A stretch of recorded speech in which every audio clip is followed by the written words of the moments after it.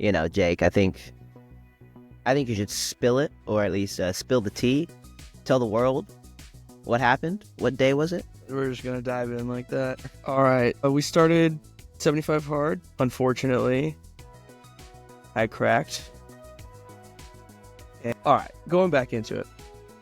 This was going back to January, like 20th or something. So we were about 3 weeks into it, and the Rams were playing, and I'd been out to the bars multiple times throughout the course of January without drinking, through football playoffs, through birthdays, through things. Let me say, that's hard to do. It is hard to do because there's people who are loud and music's super loud, and people are talking about nonsense, but it makes sense to them because, they're drunk. It's crowded. You're completely sober, thinking straight, thinking, a drink would make this situation better. But it was 5 or 6 different times when I went out on a Friday night and stayed true. My go-to became soda water with lime. I found that's kind of like a LaCroix. I think that worked better than a lot of the non-alcoholic beers. Plus, it's free. But yeah, ultimately I cracked. It was after the Rams lost. It wasn't even during the Rams losing game to the Eagles. It was afterwards because the Bills-Ravens game was going on, and it was just absolutely electric. I felt like I was holding myself back from having an enjoyable time because I kept thinking about wanting to drink, and that the only reason that I wasn't drinking was this mental challenge that we had signed up for, and it was kind of the accountability of everyone else, which I think is a good sign because it did keep me strong for longer. But regardless, I ended up having a great time, stayed out, drank with my friends, we played pool, we watched football, turned into a great evening, and 3 weeks into sobriety. But what was the most interesting part was when I lost, quote, air quotes, lost, I felt like, well, now it's over. And I can go back to drinking, and I can go back to my other habits, and I don't need to do the journaling, and I don't need to do the stretching because I lost. And I think the following day, like the anxiety of losing and the anxiety of just being hungover kind of kept the beat down going internally. And then I had a moment when I was journaling of just 75 hard or not. This is just kind of a microcosm for life's positive habits in our world, or in your own world. And there are going to be days where you break, and there are going to be your cheat days, and there are going to be times when the discipline just isn't enough. And I think the lesson in it was that, hey, just because it's not perfect, you're not going to be perfect. You should stop making progress. Kind of going back to one of my mantras over the past few months, which has been, the perfection is not the expectation, progress is. It's the same idea as, not being in love with results, but being in love with the process or the journey. It was almost invigorating coming back from breaking because I was like down in the dumps. Just personally, in reality, like nothing in the world changed. Like I had a great night out at the bars with my friends watching football, but like my thoughts were like, oh, I failed. Oh, this is it. I'm letting people down. This is a problem. The problem was created in my own brain. And of course, you gave me some shit for it, which is super fair because you're 40 days in going strong. But for me, it was a lesson where I let it go, and then I was able to hop right back on. And for 2 weeks since, my habits were as good as they were before. And like if I can look back on the 75-day period and 73 days, and then you, whether it's 75 hard or 75-day period in general, if you go 74, 73, 72, 71, 70 even days of doing everything that you want to do in terms of your habits, and you have those breaks or lapses because you hedged for things to go wrong, and that one event to be like, what, this is worth it. I'm going to take my spot, and I'm going to drink tonight, or you get sick, or you go on vacation, or whatever. And so I did fail to go 75 days straight, which means 75 hard is technically a moot point for me, and at least in my eyes. But the recovery since then, and being 40 days into 2025 and feeling as confident, as healthy, as stoked about kind of where I'm at in life. So thanks for putting me on the spot just to start. If you failed along with your New Year's resolutions, I think this for me was a reminder of like, you're going to set goals and you're going to fall off your goals. And it's like, what's important is to not let the all or nothing mentality mean that you completely stop. You shouldn't have the all or nothing mentality. It should be, there's a gray scale, there's a spectrum of what a perfect day looks like and what your worst day looks like. And some days are going to be somewhere in the middle. Most days are going to be somewhere in the middle, but it's not letting the worst day mean that you don't have any more perfect days or any more days kind of closer to that end spectrum. I'm glad you brought up that frame of mind of when you fail, quote unquote fail, which, isn't really failing. In my eyes, you were 1 days into 75 hard and you were out with your friends. You said 9 different bars that day, and you didn't actually drink until like the 6th bar, which is impressive itself. You're just having a good time at the end of the day. You choose to have a good time versus choosing to not. And if that was your choice, then that's totally fair, because what you have done is taken that failure that you talk about and embracing it and making yourself work even harder from it. I think it relates to really the idea that, for example, for me, I had a very, very difficult time at the beginning going to the gym and then taking a break from the gym for 1 day. And that next day after that break, it was much harder to get up and want to go to the gym. That makes sense, because it was hard to get that consistency back. But I mean, this is very similar to the same mindset. It's okay to like take a break and then get back into it. Just because you took 1 day off doesn't mean you can take 2, 3, 4, 5, 6. And so, yeah, honestly, I was giving you shit for not going through with 75, but that's also because, I mean, I thought I would break before you, but no, I'm glad there was a lesson in it, because I think that's the biggest thing is taking that lesson, embracing it, and using it, right? Well, you can find the lesson or the silver lining in everything, at least I've found, and some people get annoyed by it, where you can find the positive, and I kind of not ignore them, but understand that, hey, they're in a different frame of mind, they're of a different mindset, and that's okay. I can't control them. But I think one of the things that I've been not struggling with, but considering, is, have I gotten good enough at taking the lesson out of things that, like, I'm almost deluding myself on everything's okay because I found this positive out of it, but in reality it's the negative. You're just ignoring that you failed. That's a whole other thing. But I wanted to read what I wrote on the 20th, because there's a couple days where I didn't journal, but I had a day where I journaled. It was right after the day after the drinking. So I missed a day, and I followed up with this and said, I wrote, my feelings of shame and guilt come from a place of high standard, but it's because I've attached these feelings to it. I recognize that it happened, and there's little value in living it over again and reflecting and identifying the lessons that come from it. Why I'm better because of this moment of weakness. This means that today is a get right day. It's time to respond accordingly. Execute the way that your hero would. So today we get back on track. And I don't know if it's due to the hangover, but today there is a calmness, a return to the North Star, and a swing in the right direction. Today we're going to hit the ground running. And so like that was not when I didn't wake up and was just like, this is how we do it. But like it took, like, I didn't read the whole thing, but it took an opportunity to reflect and write through it and kind of connect the dots in my head through that journaling process.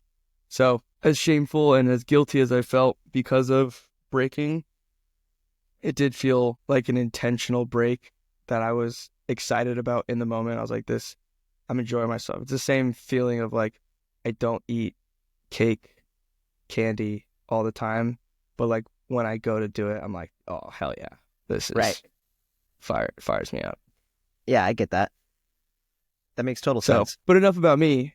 You're 40 days in without having broken, without having drank. And yeah, I would say prior to this, you were more consistently having like a beer at dinner, or like that was the kind of break. And so I'm curious, where is your head at? What has been like the most impactful change? Where do you feel it?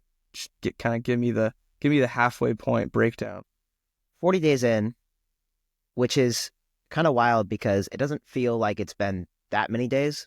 Still feels like the beginning of it all. A few things. I wasn't consistently going to the gym and like lifting weights. I was going to the gym, doing cardio, occasionally would lift weights, would go and run a lot, take the dogs for a walk a lot. Past 4 weeks, Jill and I have consistently been going to the gym basically almost every day. I would call it 4 days a week at least. And lifting, meaning doing legs, biceps, triceps, chest, shoulders, like really getting back into the weightlifting portion of it all, which I've enjoyed because I've missed that feeling of being sore afterwards from lifting. Like the other day we were at the grocery store and we had just done shoulders, and I'm trying to lift my arm up to grab like a box, like a can off the top shelf. And I was like, Jill, can you grab that for me? Like, are you able to do that? Because I was so sore that I couldn't really like lift my shoulder. And so it shows like it had been a while since I really got back into the weightlifting routines, and it's been that part I've really been enjoying getting back into because I've missed that feeling. And it's hard to explain, but I miss that high of working out and lifting. But I've also been incorporating the steps because steps are a big portion of our 75. And so there's been days where like I'm 2,000 steps short and I'm going and walking on the treadmill after working out because I need to get my steps in. So I'm getting that extra push every single day because I need to get those steps in. There's days where I'm 500 short before I go to bed and I'm walking around the house just trying to get my steps in, right? And so on top of that, not drinking a beer at the end of the night, not drinking a beer or two or three or four on the weekends. It's been a weird experience in the sense of and you can absolutely relate to this because you've done it so many times, but you go do social things and you always associate social things with drinking alcohol. When you are at those social events and people are drinking around you and you're thinking to yourself like, oh, a beer would be really nice right now too. But you're trying to have that discipline to not do it. It's an interesting feeling, but what I've found is I'm way more intentional about my conversations, what I ask people, the questions I ask them, really like intentional questions, like what is your favorite thing about work this like so far? Like what are you actually enjoying about what you do every day? Instead of the generic of like, how's work? It's good. Okay, cool. Yeah. And then you continue to drink a beer. And I've really tried to dive deeper into the way I interact with people and build a better relationship with people. And also I'm more aware of how I'm feeling emotional wise with different reactions with how I feel about certain situations. Like, for example, we just got a ton of rain last week and we live in a flood zone. And so when we get X amount of rain in a day, we have flood advisories, we have flood warnings like every single time. For me, I get stressed out and panic because that type of natural disaster gives me a panic attack every once in a while if it were to happen, right? But this time I'm aware, like, okay, I'm feeling frantic because we are in a flood warning and we're getting 3 inches of rain in a day and the river can get up to the flood point. But this makes me feel stressed because of XYZ reasons. And the journaling has been my go-to for any time I've been feeling like I'm trying to figure out what my thoughts are. And so I've been journaling and I've been writing down, a page and a half of thoughts and trying to sort them out. And though I still felt stressed, it helped cope with my stress levels. And then writing in the gratitude portion of it. Finding kind of what you said earlier, finding the positive in a negative. I wrote down, I'm pretty grateful for the fact that we can predict what the river height's going to be like a few days before the rain even comes.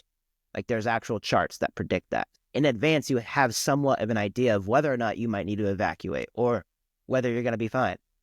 And finding that positive in that negative helps deal with the feelings of panic and worry. But on top of that, and I wanted to read this, I think the biggest thing about these 40 days, for me at least, is I wrote it down in my journal. But essentially, one, I'm reading a book called The Why is Everything. And it talks about finding a why in every single thing that you do. Because the why, when you find the why, you have the purpose, you find your purpose.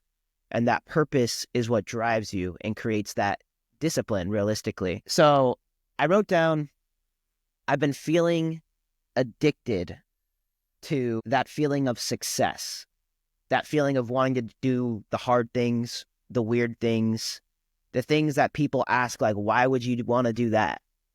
Because it's not normal. And when you're not normal, typically you might be looked down upon at first, but in the long run, you often become that leader. And like for me, I want to make a difference in the world. I want to do something that makes a difference somehow, some way. So I've been feeling addicted really to that feeling of success, that feeling of getting 1% better every single day. And so what that has led to, and that kind of gets to like my why, I've been waking up early every day. And early for me is like Jill leaves for work at 5. She wakes up at 4:30. I get up at 5, like out of bed. And I've been doing that for like the past week and a half right now. I've been waking up. I've been reading a book. I've been enjoying my morning coffee. I've been writing down my piece of gratitude. And then I go into work, but I have that time to myself. And oftentimes I read a book, I learn, I take what I read, I journal about it, and I talk about like how that's going to actually impact my day, not just like my life, but like my actual day, what I can take out of it. And so I wrote this down, and it's kind of reflecting on the book I'm reading, The Why is Everything. I wake up early. I wake up early so that I can read before work. I read before work because it puts me into a state of mind where I am ready to learn, but also educate. I want to be able to learn while at work because it will set me apart. I want to continue to be a better educator, and learning is the best way to get better at that. I want to get 1% better every day because I know that it compounds, and that will help me grow up as a person, grow in finances, be a good future husband, and provide for my future family. Ultimately, it will help me get through the hard times and help me enjoy the journey along the way.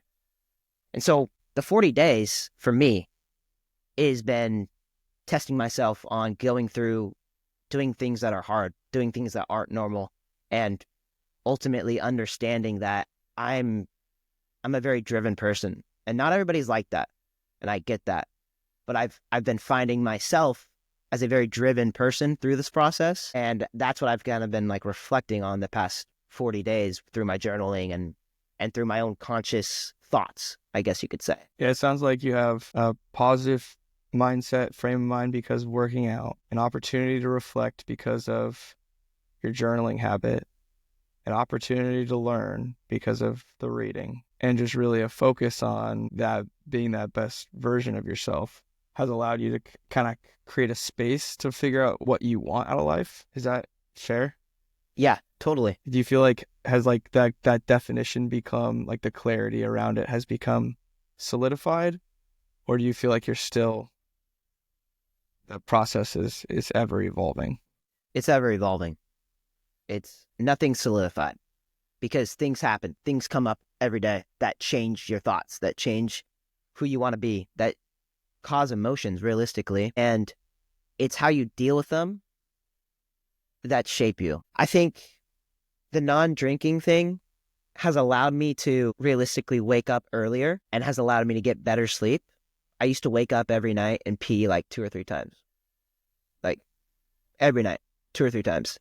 I used to get really bad night sweats. A lot of stress, drinking, not drinking a lot of water, not working out all the time. Sure, working out, but not working out all the time. Like the past 3 months ago, me, who honestly felt like a pretty healthy person, is so much more different than the past 40 days me. And I enjoy myself so much more, and I enjoy the thoughts I'm having so much more. And 35 more days of this will be fantastic because I'm very excited to see what I look like physically. I already feel stronger. I already feel like I'm healthier, but I want to see where I'm at mindset wise, career wise. Like the drive is what keeps me going. And I think I'm not gonna just continue to do all these things every single day after 75, but I'm definitely gonna keep incorporating the journaling, incorporating the workout a day, like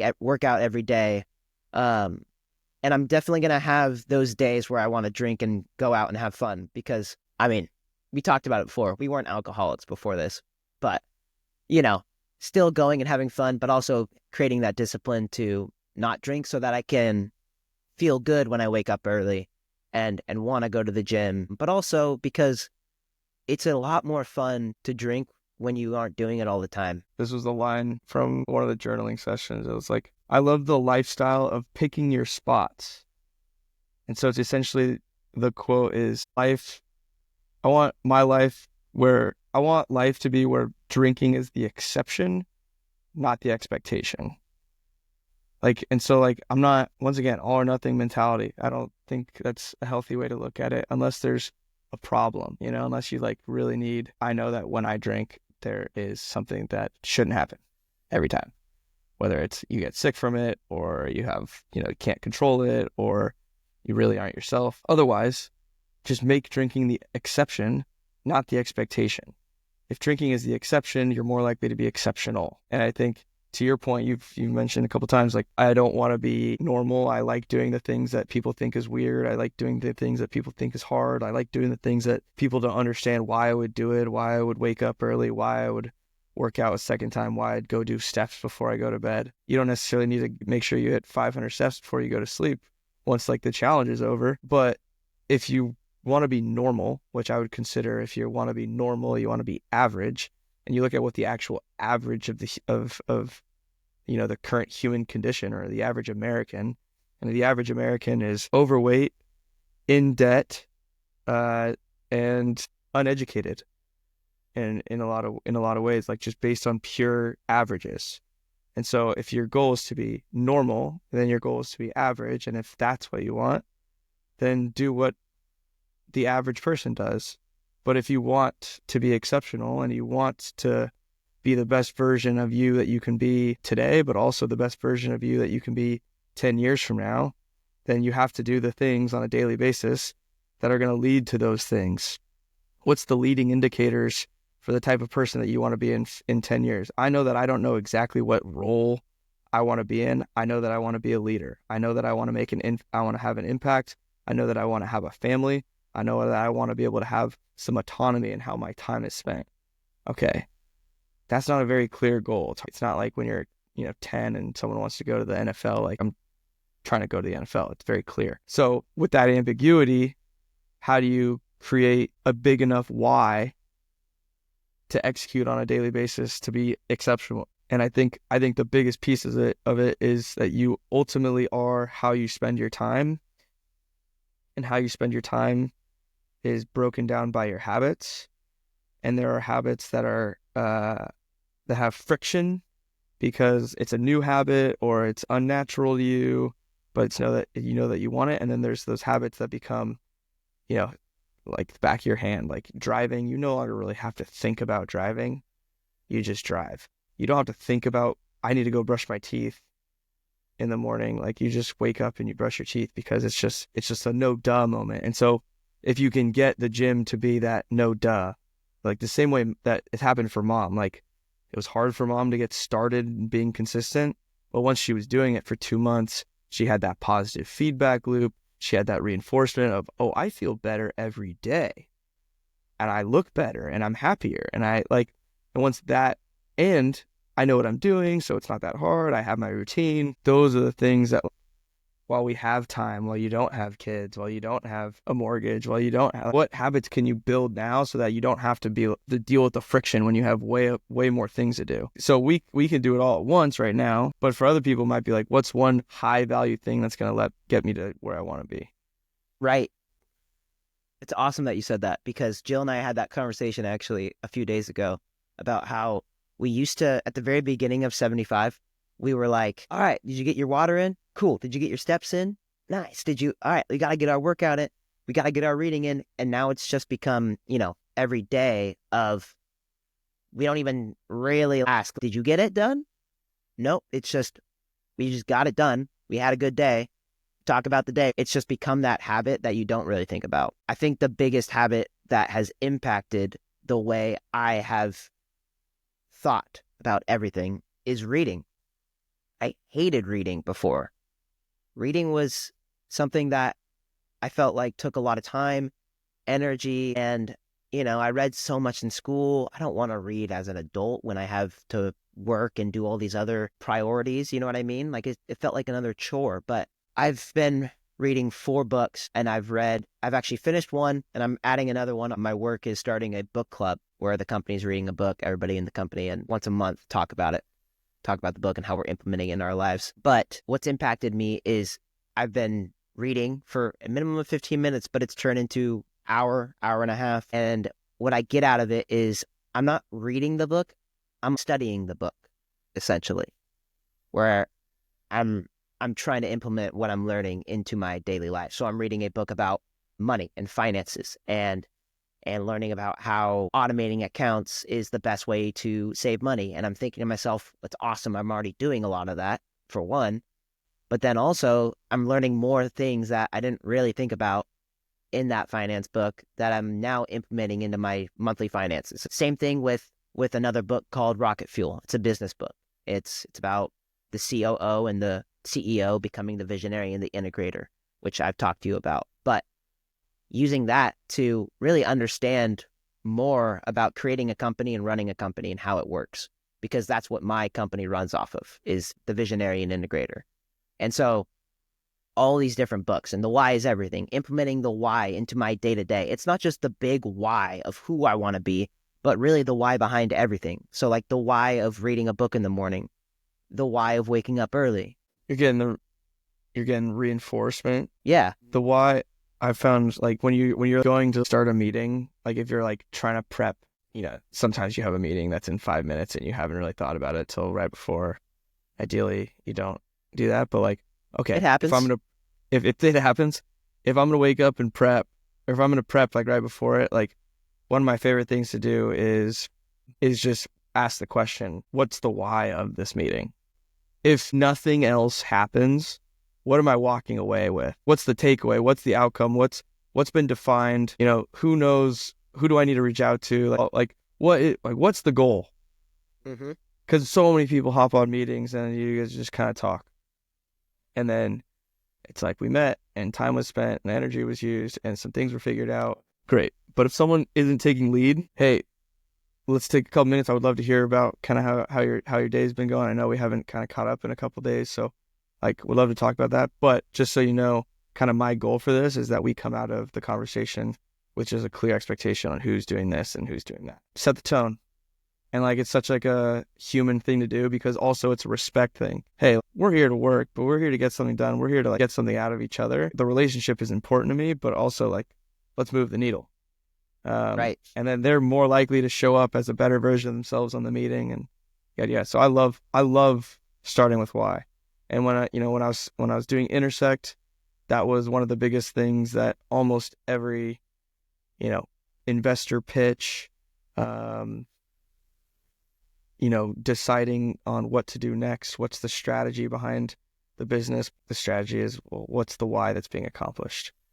And how does that thing being accomplished integrate into the whole picture? And so people just do stuff to do stuff. And like, I feel like a lot of people are being, quote, productive, but they're not focusing on the why, or if they're not asking themselves, why am I doing this, and not have a good answer for it, you should probably be using your time in another way.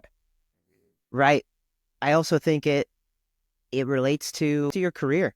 It relates to work. There's a lot of people out there that don't enjoy their jobs because of a lot of things. And like I personally, I really do enjoy what I do, which is I'm grateful for the fact that that's true. But I think a big reason why is because I often reflect on how can I continue to be better at this. And a big part of that is really the why of my each day. Okay, I got a lot of meetings today. I can be upset about that. I can be like, oh, it's going to be a really long day. I don't really want to do this. Or I can tell myself, what am I going to get out of it today? Because interacting with people, talking about business, finances, all this stuff, that all will lead to good conversation. And that good conversation can lead to a lot of growth. And so a lot of the time, I put that why every single morning into what I want to do that day to improve 1% better So you've been doing the why a lot more before me. Does that help you enjoy what you do? I mean, it for sure gives understanding the why you're doing something, I think is important because there's so many gray area questions. I think big world problems is the phrase for things like where should I live? What should I do for a living? Who should I partner with? These are all questions that don't technically have answers.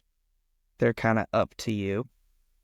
And so I think the why can help reflecting on your why on a daily basis. Looking at like what you do for a living is important because if you can find that why consistently, then you're in a good spot. But if you're also reflecting on it and you are consistently frustrated, like, why am I doing this? Like, I'm no longer learning the way that I used to learn. I don't see a, trajectory. I don't like what I want out of my life is to have more freedom. And this is taking away some of my freedom. Like, so it's fluid. So I think that there's like a constant check-in, and I think asking yourself what's the why and what's my why, and am I still feeling that why is a good signal for you as a human that is ebbs and flows. Is this still for me, or should I be looking to make some sort of change, whether that's moving cities or that's moving positions, or it's asking your boss for like, hey, like, I want more responsibilities, or, I think my value is no longer being matched by my compensation, and that's, lowering my incentive to show up as the best version of myself.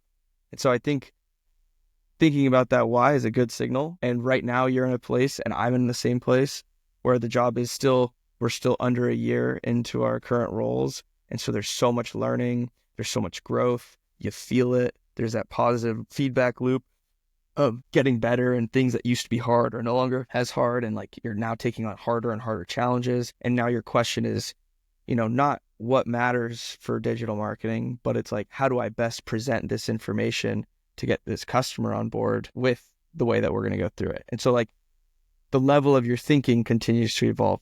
There might hit a point, and that might be next month, and it might be in 2 years, where you're like, my why was so much around growth and creating relationships and learning about not only this industry, but also like how to be the best version of myself. And I'm no longer getting that. That need is no longer being met. Well, my why is going to be better met somewhere else or in some other role.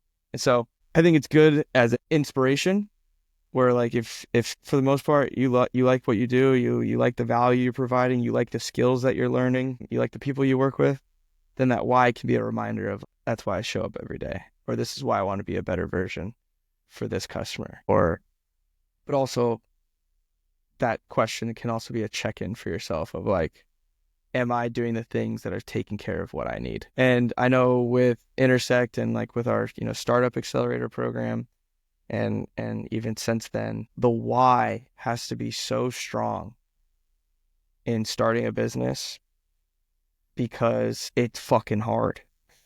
Yeah. And there's so much to do, and there's always going to be problems, and your job becomes putting out fires, and your job, and the buck stops with you. And so it's like, so that was hammered into us being like, the reason you're doing this has to be so much more important than what you're doing, because what you're doing is going to suck at sometimes. I think people with kids probably feel the same way, where sometimes it sucks to not get good sleep, and it sucks to have your time like taken away from you, and it sucks to have to spend a bunch more money that wasn't, not more money's coming in, but more money's going out. And so like there's a lot of things that are hard, but that why, the love that they have for that person, the fulfillment that they get out of taking care of someone, like that why is so strong that most people like love being a parent, even though it's the hardest thing the hardest thing I do is being a mom, being a dad, but they love it because of that why. Yeah, it drives. And kind of on top of that, I really did feel a lot of the time this like imposter syndrome, where I felt like I could always be doing more. At the end of the day, I'd be sitting on my couch, right? We've talked about this. I'd be sitting there. I have a beer cracked open, just ate dinner. It's like 8 p.m. on a Wednesday. And I'm like, man, I love this IPA right now. This is a great show. Man, I feel like I definitely could have done a little bit more today to feel fulfilled, Past 40 days, that self-imposter syndrome of feeling like I could be doing more completely gone. I get to the end of the day now and I'm like, man, I did a lot. In fact, there's so much more that I could do. I'm excited to do that tomorrow. I'm And choosing to. yeah, and so I sit on the couch and I'm like, what a day. Woke up at 5 a.m., read for an hour. And then I got my steps in today, went on a dog walk. I went to the gym. I lifted weights. It was awesome. I felt sore. It felt really hard to do, and it was great. Jill and I had a great dinner. We made some steaks, had broccoli. Like I'm sitting there I drank all my water. I could drink more right now. You pee some clear liquid. It's not super bright yellow and I'm hydrated. Like those are such small things that, people will laugh about. You're happy about that, but man, I don't feel like I could have done more that day. I feel like I did so much I could keep doing more, but it's that feeling and it's a different perspective, really. It's a different perspective on life that I never really felt ever. And maybe that's just part of growing up, right? That's a big part of it. But it's a fucking good feeling to at the end of the day have that fulfillment and want to really be addicted. Like I'm going to say it again, be addicted to wanting to do it all over again the next day and wake up early and just try and do something that's going to make you feel good, be 1% better. I think what's critical there, it's awesome. It becomes a momentum thing, right? Like, I don't want to break this momentum. Like, I feel great. I'm getting all this shit done. I'm feeling really confident at work. The meals that we're cooking are, prime. Why would I ever give up on this? Well, part of it's like I fear like breaking the momentum from time to time. And I know, and I've learned as I've gotten older that when I'm feeling inspired, when I'm feeling that motivation, that's like a little bit extra, it's a little bit different. How can I protect that time? And I'll say no to things to be like, I need to use this because it's, but if you have it, then finding it over again, I think is important. But what I think is critical that you didn't really say specifically is your definition of success. You said, I'm addicted to feeling successful every day. But implicitly, you've defined success not as a specific result.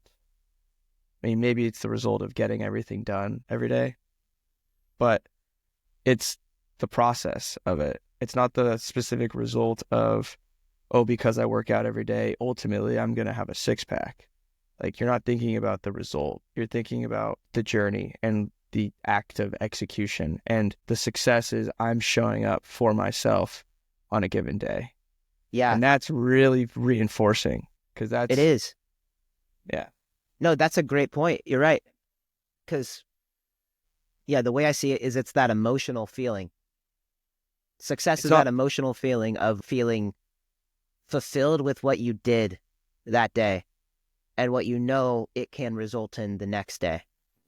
It's not finishing the book. It's absorbing what you were reading and taking away from it and feeling improved because of that 45 minutes of reading. I know that like I've felt like I've grown immensely in the past year, and having people be like, by the way, like I really appreciate your ability to listen and to ask questions. And I really feel like I feel heard. Like that compliment, letting people know that that's how you're making them feel is so energizing because it was something that I like specifically worked on because I experienced someone who was great at holding and creating that space for someone. And I experienced people who made me feel heard and experienced people who asked good questions when I was going through hard times or just checking in on me. And I didn't feel like it was about them and it was more about me. And that is what I want. That's the impact that I want to have on people. Yeah. That matters more to me than any sort of status and I realize I should kind of just jumped into this, but when I haven't been able to journal when I'm like driving and I have a thought, I found that journaling has been a go-to source of, to your point, just trying to understand my thoughts and really just slow down. And now I'm forced to articulate I'm forced to go as fast as my hand can go to write. It allows you to connect the dots. I've had a couple moments when I'm driving and I can't do it, and so I'll turn on a voice memo and I'll just talk to myself, and it feels weird. Yeah. Uh, it feels weird also being as honest as you are with yourself in the journal. Being honest, like out loud, almost like gives it voice, and it can be scary. My voice journal from yesterday, and sorry if this is jumping around, but I'm not writing it out, so my brain is jumping around. My voice journal yesterday was with all the shit that went down with Intersect and the amount of learning that had happened just from a business perspective: sales, hiring, firing, marketing, website development, app development, management, training, CRM, customization, sales process, outreach, inbound, yada, yada, yada. So much of the learning had happened. And then through the process of pivoting, my biggest takeaway was just having a better understanding of values and forced reflection on what the fuck matters to me and the type of person that I want to be, the type of person that I want to do business with, the type of approach that I want to have to business. My North Star is not riches. My North Star is impact. And those driving those principles, those values, I think the eggshell cracked kind of thing. Oh, it's like the evolution is beginning. And it didn't happen overnight to where all of a sudden I just practice gratitude every day and I focus on making the best version of myself, and I don't care what other people think as much because I know that I'm doing what's right for me, and the people who will get it will get it. Like it's still a process, it's still a practice, but that kind of the real shit of going through Intersect kind of initiated it. And then over the past year has been books, podcasts, conversations, relationships that were all kind of revolving around this. How do I have that type of impact on people? How do I make people feel seen? How do I make people feel heard? How do I learn? How do I become an active listener? How do I focus on asking questions as opposed to, being right or making sure that my opinion was understood because ultimately my opinion is correct?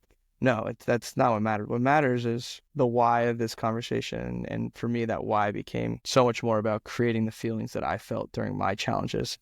All that, like after the breakup of Intersect and the transition and the pivot and all the shit that you were going through, all the emotions you were feeling, what was the first step? Was it gratitude? Was it learning more about communication?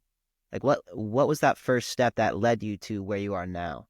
How did you get here, essentially? First step, it's a good question because like I can like chronologically go back and be like, well, I read this book first and then I listened to that podcast and like this opened my eyes to this, and like there's a chain of reaction. Right, but for There's the, somebody, what you went through at such a young age, not a lot of people go through that.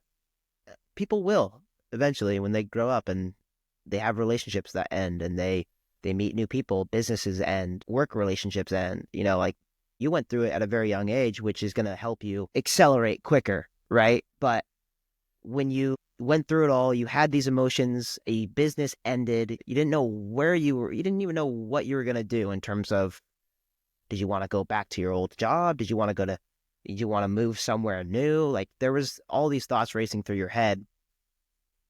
Realistically, like what was that first thing that you did to, instead of go down that rabbit hole of maybe not even choosing to find that next step and just kind of being down, like a downer about it all? Like, what did you do to make yourself be like, okay, I'm going to learn from this and this is what I'm going to do now? Yeah, I mean, I think the honest answer was that it was highly stressful and put me into a slump that I hadn't experienced before, where I was sleeping in later and later. I was going to bed later and later. I had more time, but wasn't working out. I just I felt stuck in some level of purgatory because I didn't have that clear next thing. And so I gave myself a little bit of grace and space to not have an answer and to be like this. It's okay to not have an answer right away, because I think if I would have jumped straight into it, it might have been okay. But I think giving myself that space to reflect and to think. And I know that's when I came and visited you up in Santa Cruz and just went out into nature and thought about things. And I was reading books and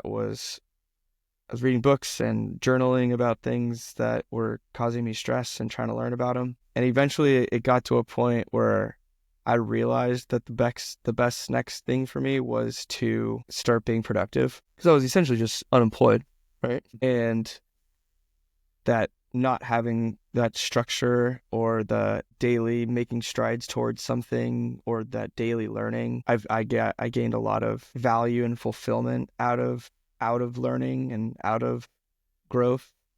And so my thing was how do I instill that back into my life? And that was getting the next gig. And luckily the next gig really worked out where I was able to lean on my skills of communication and all of the rapid learning that I had learned to cultivate through Intersect and take on a completely new role, completely different job in tech, which I'd kind of been in tech, but not really. That's really focused on supply chain and manufacturing and packaging, which I had no experience with. And so everything that I'm learning about is from a technical perspective is new, and from like a subject matter is new. And so that was super exciting. But I think the first step was understanding that it's a journey, and there's a book called The Hero's Journey. It puts into perspective that your life is the reality is your reality at the moment. And almost every movie that has, a hero in it, and every story has a hero, whether it's a superhero or just the protagonist, and they go through the shit and they hit a low, or they're in just their normal life, and then something happens that changes the trajectory of their life. And that's what makes the story interesting and compelling, is this arc of growth and evolution and change from start to finish. And it's being excited about that growth. And as a consumer of TV, we're fired up, and we know that when they're in their low, we're not just going to turn the TV off because they're having a bad day. We know that that bad day is going to lead to them overcoming it. And that's super exciting and interesting. And so I think having that understanding for myself was, as I'm in the lowest point that I've ever been, and learning about this did not bring me out of that low. And everything that everyone was telling to me about, like, it'll get better, you're smart, you're on top of it, it's just going to take time. Like, those things didn't help. Like, yeah, it was nice to know that people cared and that they were confident in my ability in the long term. But what helped me was understanding that life is going to go like this, and that those step downs does not mean that the trajectory is going to just keep going down. It just means that you have to figure out a way to pick yourself back up and to find that why, to find that inspiration, to instill discipline, to find the motivation. And then it compounds. Like what we said earlier, like, momentum is very real, and overcoming the inertia of being in a rut is going to be the hardest part of getting out of the rut.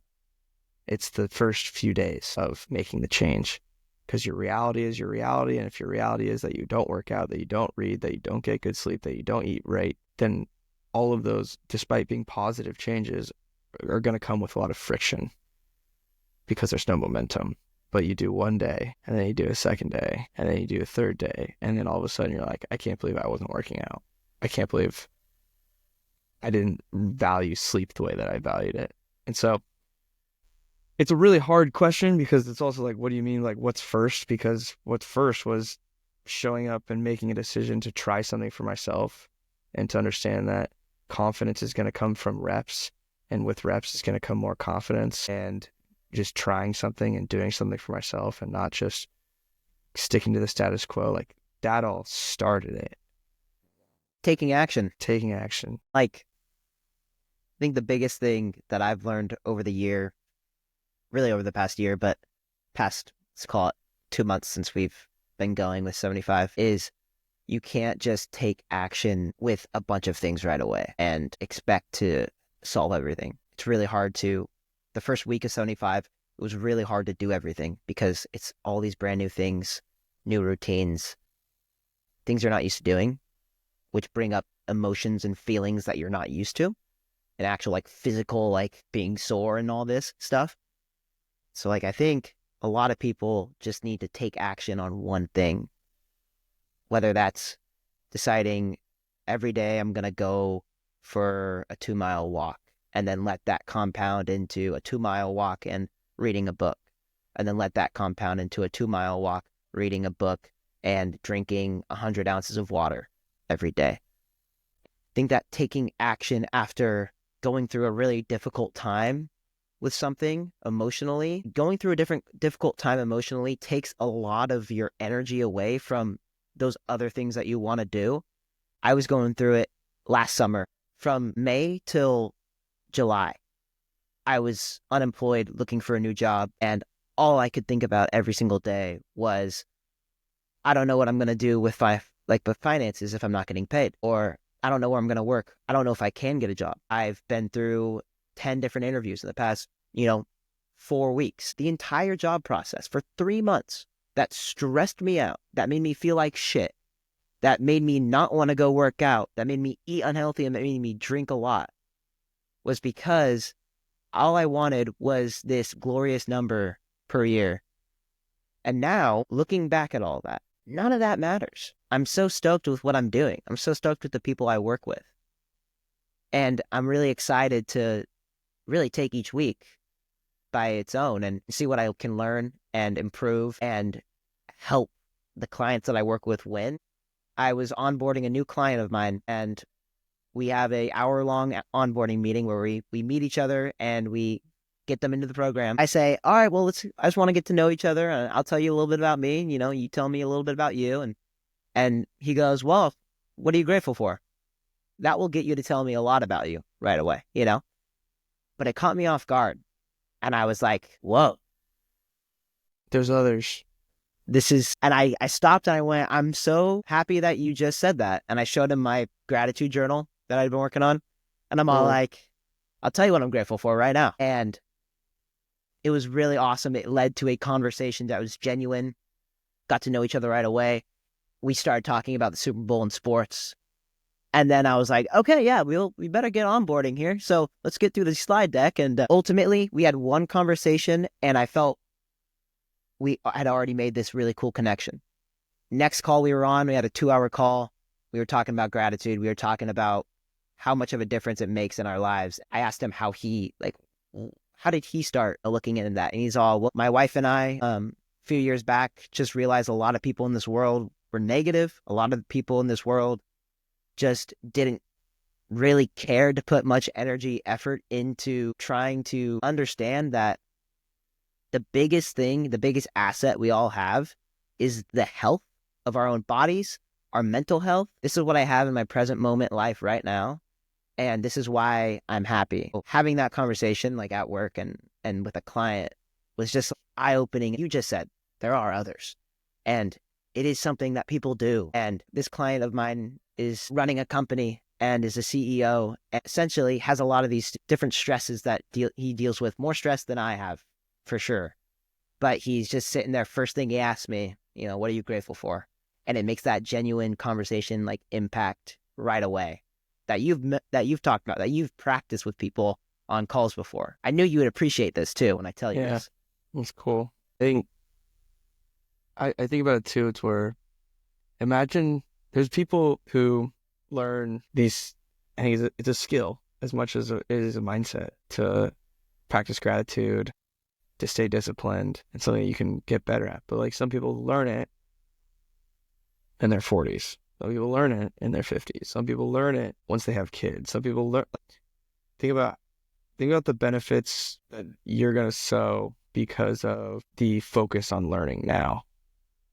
Whether it's gratitude practice or a marketing principle or a way to run your meeting or whatever. Like if the focus is on learning on a daily basis, those things compound so greatly that you just don't even realize. And that's been one of my biggest moments of gratitude, has been the recognition on the years of the work.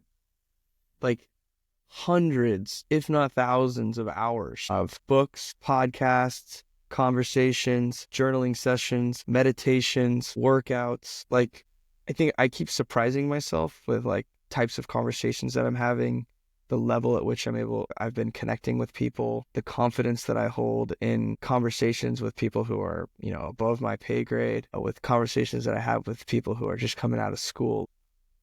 I feel this authenticity and this frame of gratitude is applicable regardless. And I'm like, where did this come from? I got a tattoo on my arm that means live in the present. I got a tattoo on my leg that represents, leading with a life of empathy and understanding that you're not the only main character. I have books and books and books next to me on this stuff. And like, I battle with this like identity of like, I'm being annoying to people because I'm like, I've heard in the past, like, oh, it's like overly positive. I don't think I'm overly positive. I recognize when shit is real. Like, there's like the idea, but there's like this idea of radical acceptance of like, you feel what you feel and that shit is real. And it's understanding that you're not going to be happy at all times. You're not supposed to be. Life is not supposed to be where you just are stoked at all times. Otherwise, there's no growth. There's no failures. There's no whatever. There's no sadness. That means you didn't love someone or whatever. Blah, blah, blah, blah. And so I'm just so grateful for, since I was in my very low 20s, having focused on this. Because then I'm having conversations with people in their mid 30s. We're like, oh, no, when did you, who are just getting into it? I'm like, oh, imagine the number of years that you missed out on the compounding. It's the same idea of like, if you're not contributing to like your Roth IRA or like some other investment account, like it's not that you can't do it later, but how grateful I am that have been doing it, and I have been, putting the money into the account every month, putting the knowledge into the brain every day as much as I can. It's going back to really the fact that it's about your day, who you want to be, how you want to feel. And if that makes you feel better, like that's what it's all about. And I think we can tell people all we want. If you practice gratitude, if you really do try and write this down specifically on what you're happy about in life, it'll change your perspective. You just got to be consistent about doing it every day. And also, there are days where I am like negative Nancy, and I'm all, wait, let's sit back real quick. Why am I negative? Okay. It's okay to be negative, but it's better to talk about why it's negative and why it makes me feel that way, because then I know for the future how I can manage it and deal with that negativity. And so gratitude for me has taken away some insecurity feelings, some feelings about myself, about maybe the weight I used to have that I've been losing, maybe the build, my old wrestling build that I kind of lost that I'm getting back. Or, I mean, other portions that people have that everybody shares. We all have certain insecurities we all share. Like you see on social media, you see what other people are doing. You're like, oh, my friend's doing XYZ and I'm not. And it's like, no, you practice gratitude because you want to be thankful for what you currently have right now, not what you thought you would have at this age or what you want to have right now. It's practicing, I'm really happy and thankful for the fact that I am in a job that I enjoy and that I have the opportunity to learn and get better at every day and see where that leads me. And so for me, when you say you're balancing between, having gratitude, being positive, and then not trying to be annoying or overly positive, you should really think about, it's okay to be positive and it's okay to be grateful. I'm not being overly positive because you do deal with negative emotions all the time. It's just you're dealing with those negative emotions and your insecurities by deciding to presently choose to be grateful. No, thank you for that. I think the next evolution of this is coupling the gratitude practice with figuring out ways to make the fears that you're facing either consciously or subconsciously tangible. Something. And so there's like a list of prompts that we did during our men's retreat last week that I think are really good journal prompts, and I'll share them with you, and maybe we can talk about that on a later podcast. But it's, what fear are you afraid of if this action is to be taken, kind of thing, and starting to journal through and so, okay, so this is your fear. Well, why is that the fear? And then once you get through that why, it's like, is there something that stems, like what do you think is the seed of that fear? And it just makes you kind of think about it, as opposed to the same way journaling takes all of these thoughts that you have in your brain and things are bouncing around and you can just feel like a bunch of anxiety, and then having a gratitude practice where it forces you to think about not just what you don't have or what could be worse, but what you do currently have in your life. The fear makes this a tangible thing of just like, okay, I'm giving that fear space to live and recognize that it's a thing, that I have to deal with it, but I'm not going to let it override my thinking process. And so I think, and it's something that I've been grappling with too. And I actually wrote down on my journaling last night. My question is, tomorrow, what fears do I have around EYC and making content? And how do I give them form so that I can understand them? Because I think that's going to be, whether it's with EYC or with your job or with your relationship, it's understanding the fears that you have and they're now in the room with you, as opposed to like a demon, haunting in the shadows. And you can kind of talk to those fears and address them directly, as opposed to not giving them the space that they maybe deserve. Because we're all human, and we have, there's the fundamental fears of rejection, and I think being seen as a fraud is one of them, and abandonment is the other. And so it's like, all right, those are 3 fundamental fears that people face. How do they express themselves in my actions, in my identity, in the way that I look at myself? And we all grew up, like, I think part of the reason I have this struggle balance with expressing this gratitude wholeheartedly and expecting people just to not expecting anything, but just to express the gratitude because that's me. But I feel like everyone is put into this box as they grow up to please, either it's their parents or their siblings or their friends or their teacher. And so you start hiding or suppressing aspects of yourself in order to not get rejected or abandoned or being perceived as a fraud. And so that's my current kind of personal journey. Now that I have a much clearer definition of who I am, who I want to be, because of the shit and because of the reflection and the growth of the past year, it's now, how do I better align on a daily basis and a weekly basis to be that version of myself, as opposed to relapse into former mental models, into behaviors and mindsets that a less educated, less experienced, less confident version of Jacob. And like, I've been unconsciously talking about that or thinking about that for the past couple of months. And I'm now starting to see like the fruits of that rewarded, especially in this period of 75 hard. I've felt like the reinforcement and the confidence that comes from just a level of pride in who I am. And I think journaling has given me that outlet, because it's hard to go to someone and just be like, I'm super stoked about how my life is going, because you're afraid if their life isn't going great that you're hurting their feelings, or that you're coming off as just braggy or whatever. And journaling has given me that space where sometimes you'd be like, this might be a brag, fuck it. I'm just talking to myself anyways. And I think that self-talk is also reinforcing. I'm able to call myself on my bullshit. I'm able to identify my fears, and I'm able to give myself the hype that I deserve to give myself. I'm with myself all the time. Like, you may as well cheer yourself on. So this is my gratitude last night. I'm grateful for who I am. I'm someone who surprises people with my energy, my listening, my communication, and my overall vibe. I'm proud of me, and that's special. The confidence that comes from growth, learning, and reps are important. And I feel like I deserve to feel confident in spreading Jacob that is today. If people don't believe, fuck them. We know that nobody is perfect, neither am I. But those whom judge for someone who's encouraging wellness, positivity, presence, and gratitude are probably afraid of the positive change, and they aren't ready to understand.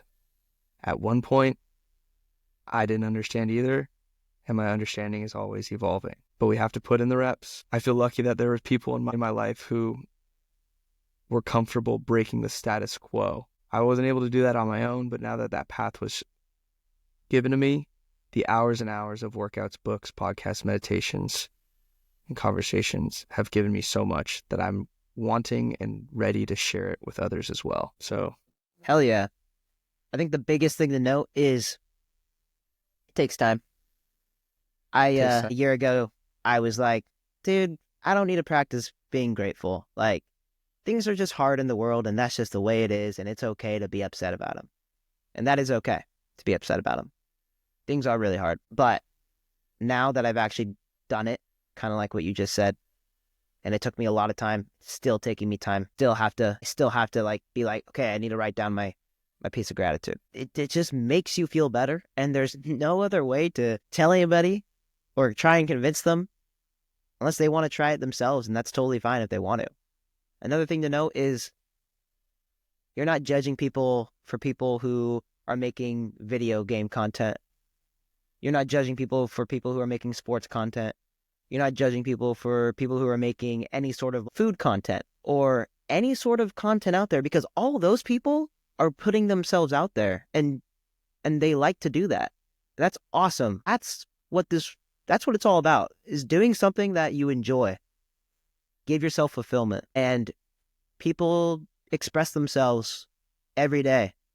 So we can't feel like insecure about bettering ourselves, talking about bettering ourselves, because the people who are giving you shit for talking about the reasons why you might feel happy right now, the reasons why you are enjoying certain parts of life, the reasons why you were able to actually take a really bad experience and then learn from it and improve from it, those aren't the people that are going to be in your life. At the end of the day, it's about really like the close people you have in your life and the opportunity to try and improve yourself, build your own life with your own friends that also do the same thing. That's what matters. And I think the biggest lesson that I've had over the past year is going down the rabbit hole of not understanding my own personal self and my emotions and how I feel and the stress. It led to me feeling awful. It's led to me having shingles at age 22 a couple of years ago.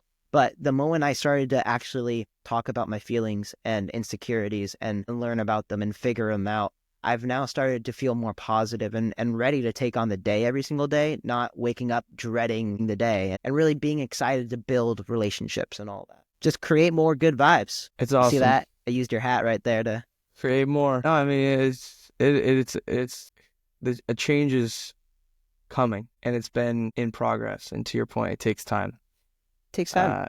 It's like it's the same way as like if someone who isn't working out every day and you go, well, just go to the gym every day, and then expect them to just be like, okay, I'm going to do that now. Yeah, it's not going to happen. You're probably going to do it a couple days, and then you're going to not do it for a few days, and then you're going to go, I should do it again, and then do it a few more days, and then you're not going to do it again, and then you're not going to do it for a month, and then all of a sudden you're going to get introduced to a yoga class, and you're going to try that for a couple weeks, and then, but like and that was me. A change, right. That was me. So you just gotta try it out. It's a double standard that I have for myself, but it's a good reminder. And I'm feeling good about it. I'm excited. I've been writing more. I'm excited to start sharing my writing more often. We'll have another check-in in a couple of weeks. That's right. Well, dude, this was awesome. I got a lot out of this. Yeah, this was good. And now we're fired up to watch the Super Bowl. I'm going to go work out. I think I'm going to go Murph. Nice. Earning the couch by doing a Murph. Earning the Super Bowl by doing a Murph. That's how you do it. Lego. Well, that wraps up another episode of Earn Your Couch. And you know what? If you made it this far, you're one of the true listeners. So Jacob and I just want to say thank you. We appreciate you for sticking around. If you haven't already, give us a follow at Earn Your Couch on Instagram, Spotify, TikTok, and YouTube. If you have a family member or maybe a loved one or even a friend that you think would benefit from the conversation that we had today, we would really appreciate it if you shared this podcast with them. More importantly, if you are earning your couch, feel free to tag us. Tag our Instagram account at Earn Your Couch. Thanks for tuning in, and we'll see you on the next episode.